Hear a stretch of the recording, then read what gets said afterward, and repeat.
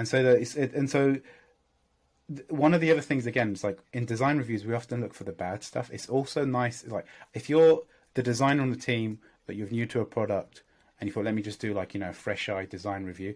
It's also worth adding things which are done really well, because it can be kind of demoralizing if you've got like a 20 slide deck of these are the things that you're doing which are terrible. Right. And so people think, but you want to give some sort of uplift. Actually, these are things which you're doing really well. Maybe we should do more of this stuff. Because obviously we've, I think that's a really good point. If you're doing this, I think that's different, right?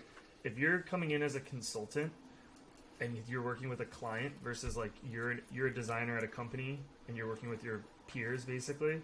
If you're coming in as like a more in a consultant role as a design expert, I think it's important, to your point, to build up, like, what are you doing well? You know what? Oh, you guys are using auto-suggest?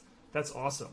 One way we can take the checkout process even better is instead of using, 5 steps, maybe we use a progress bar that shows it's 50% complete when the user just started the first page. So they're feeling like they're farther along in the process than they are.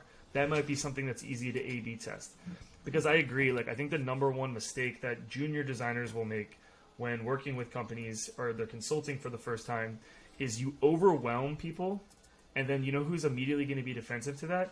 The product managers, the CTO, the front end engineers. So you want to build the rapport and the trust by showing them, almost like saying, look at all this great stuff you're doing. We should double down on that and take it one step forward. So when people are looking at you versus one of your competitors, they know exactly the experience that they're going to get. It's consistent and better. But I just really wanted to kind of double down on that point, because I think it's so important not to just come across with like, here's 20 slides of everything you're doing wrong. You figure out the order and you prioritize it, rather than like, here's 3 things that you're doing pretty well, and we can take it from a good experience to a best-in-class experience by doing these few minor changes. Yeah, absolutely.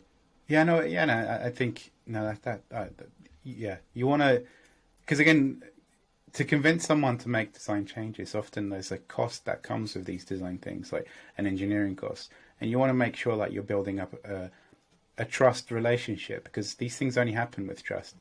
I remember a colleague of mine years ago, he said, often people in the room are really competent and can produce the stuff, but the biggest challenge for why things are not going well is like there's people management, like the people not getting along. The team's not really gelled.